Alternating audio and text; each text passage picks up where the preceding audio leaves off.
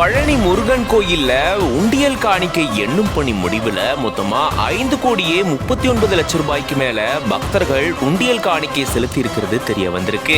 தங்கத்தாலான கொலுசு, வெள்ளியாலான கொலுசுன்னு தங்கம், வெள்ளி, வெளிநாட்டு பணத்தையும் பக்தர்கள் காணிக்கையா செலுத்தியிருக்காங்க. இது தவிர பல்வேறு பொருட்களையும் பக்தர்கள் உண்டியல் காணிக்கையா செலுத்தியிருக்காங்க. 2 நாட்கள் இந்த காணிக்கை எண்ணப்பட்ட நிலையில இதனுடைய முடிவுகள் இப்ப சொல்லப்பட்டிருக்கு. வாங்க இதை பத்தி விரிவா இந்த வீடியோல பார்க்கலாம். திண்டுக்கல் மாவட்டம் பழனி முருகன் கோயிலுக்கு தைப்பூசத்தை ஒட்டி லட்சக்கணக்கான பக்தர்கள் வருகை புரிஞ்சிருக்காங்க. மாலையிட்டு விரதம் இருந்து நடைபாதை மேற்கொண்டு முருகனை தரிசனம் செஞ்சுட்டு போயிருக்காங்க. காவடி எடுத்துட்டு முருகனை தரிசனம் செஞ்சுட்டு போயிருந்திருக்காங்க.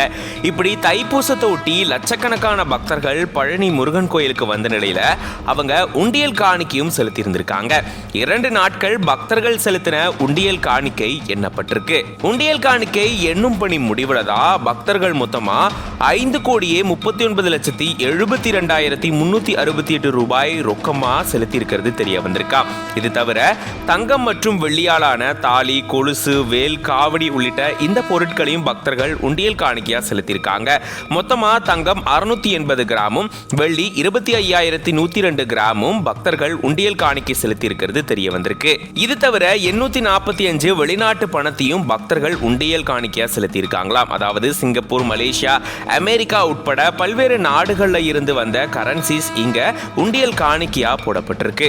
இது தவிர பித்தளை, செம்பு, நவதானியங்கள், ஏலக்காய், கைகடிகாரங்கள்னு பல்வேறு பொருட்களையும் பக்தர்கள் உண்டியல் காணிக்கையா செலுத்தியிருக்காங்க. கோயில் இணை ஆணையர் மாரிமுத்து அவர்களுடைய தலைமையில இந்த காணிக்கை எண்ணும் பணி நடந்திருக்கு. 500க்கும் மேற்பட்ட கல்லூரி மாணவர்கள் இந்த உண்டியல் காணிக்கை எண்ணும் பணியில ஈடுபட்டிருக்காங்க.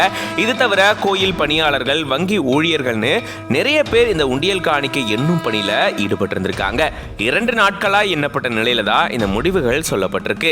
இது பத்தின உங்களோட கருத்துக்களை கமெண்ட்ஸ்ல சொல்லுங்க.